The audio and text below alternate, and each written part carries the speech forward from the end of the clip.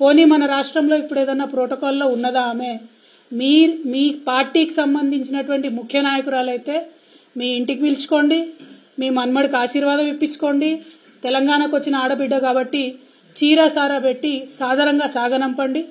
కానీ ప్రభుత్వ కార్యక్రమాలకు ప్రియాంక గాంధీ గారిని పిలుస్తామంటే తప్పకుండా నల్ల బుగ్గలు ఎగిరేసి ఆ రోజు ప్రొటెస్ట్ చేస్తామని ఈ సందర్భంగా మేము ముఖ్యమంత్రి గారికి హెచ్చరిక చేస్తా ఉన్నాం. ప్రభుత్వ కార్యక్రమాలను, పార్టీ కార్యక్రమాలను కలిపి వాడుకోవడం, ప్రజలను మభ్యపెట్టడం ఇది చాలా తప్పు.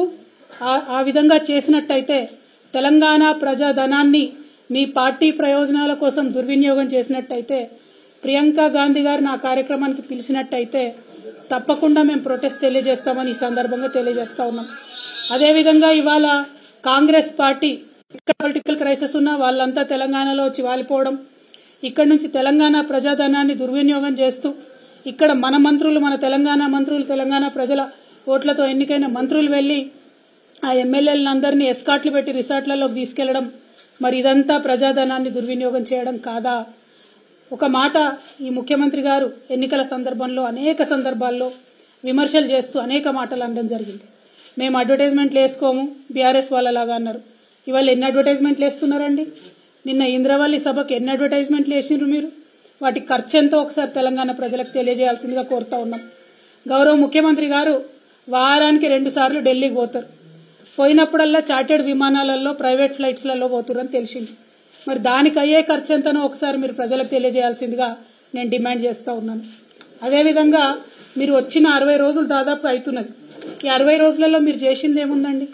60 రోజులలో ఏ చిన్న వాగ్దానం మీరు చేసింది మేము అడిగినా కూడా అయ్యో నిన్నగాక మొన్ననే వచ్చినాం కదా, మమ్మల్ని ఇన్ని ప్రశ్నలు అడుగుతున్నారు, కొత్త ప్రభుత్వం కదా అంటున్నారు.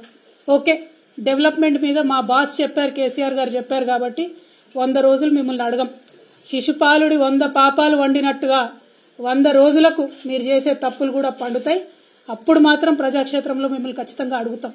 కానీ ఈ 60 రోజులలోనే మీ యొక్క పొలిటికల్ వైఖరి ఏంటి, రాజకీయ పరంగా మీరు తీసుకుంటున్నటువంటి నిర్ణయాలు ఎట్లున్నాయి, తెలంగాణ ప్రజలకు ఎప్పటికప్పుడు చెప్పాల్సినటువంటి బాధ్యత ప్రతిపక్షంగా మా మీద ఉంది. కాబట్టి ఖచ్చితంగా కొన్ని అంశాలను ఇవాళ ప్రజల ముందు చెప్పదలుచుకున్నాం.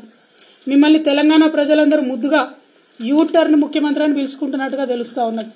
ఎందుకంటే మీరు చెప్పిన ఏ ఒక్క మాట కూడా పాలించలేదు, పాటించలేదు. ప్రజా దర్బార్ పెడతామంటిరి, రోజు ప్రజల్ని కలుస్తా అంటిరి. కేసీఆర్ గడిలలో ఉన్నాడు, కలుస్తలేడు, మేము కలుస్తామంటిరి.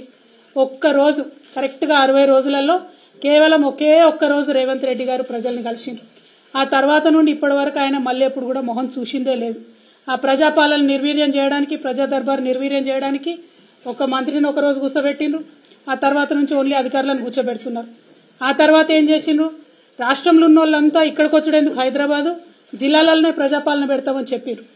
మేము చెప్పింది అదే కదా, ప్రజల వద్దకే పాలన పోవాలనే చిన్న జిల్లాలు చేస్తుంది, మండలాలు ఏర్పాటు చేస్తుంది, కొత్త జీపీలను క్రియేట్ చేస్తుంది, తండాలను గ్రామ పంచాయతీలు చేస్తుంది.